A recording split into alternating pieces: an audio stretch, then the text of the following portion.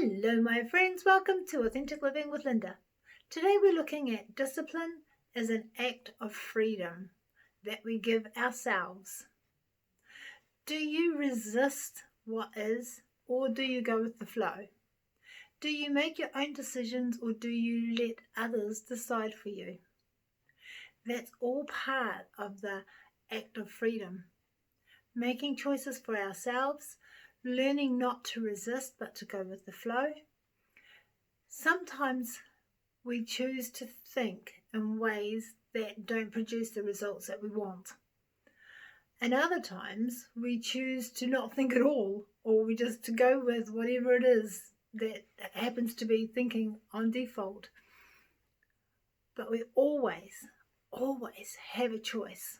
We always have a choice whether we resist or whether we go with the flow, or whether we make a decision that leads us to where we want to go, or whether we allow others to make decisions for us, whether we choose to think in a way that produces results that we want, or continue to think in a way that doesn't produce the results that we want.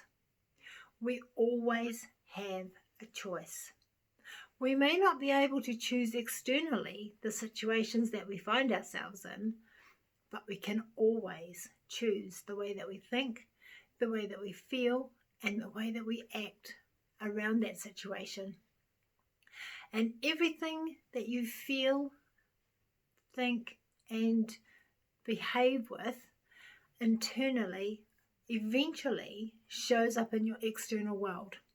So if you have a really good attitude and positive thoughts and things that and put your energy into things that make you feel good, that will show up in your outside world. Discipline is like a stairwell. Each step sits on the previous step. And if you skip a step, you may get ahead or you may fall backwards. And each step may be a different shape and a different size, so it may take longer for you to navigate. Some of the steps can be huge, big leaps, and it might take you a while to navigate those.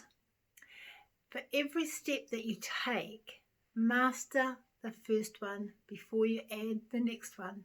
So what I'm saying with discipline is master the little step of loving yourself first, and then add other things to that.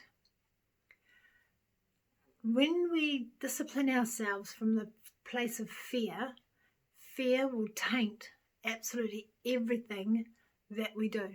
It'll taint the outcome. So say you want to lose weight and you lose the weight and you're looking really good, but because you had done it with the fearful attitude and spirit, you're in fear of gaining that weight back. You're in fear of not being able to maintain it, or that other people will discover that you're not as authentic as you think you are.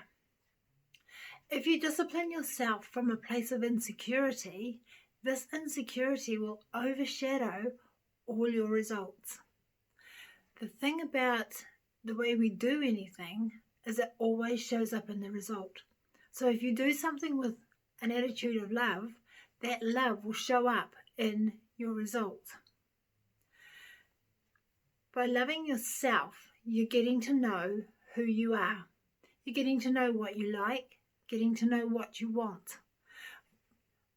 And when you do that, you will find that your outcomes will have that love and that like wrapped around inside them.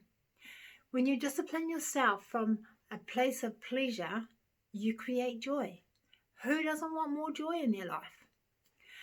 Our challenge for today is to do one nice thing for yourself and feel that really good feeling inside you. This is the feeling that discipline can give you. You can learn to use discipline for you instead of against you. Discipline is an act of freedom. Give yourself the gift of being free. Do one nice thing for yourself, feel good about it, and love that feeling. And I'll see you tomorrow.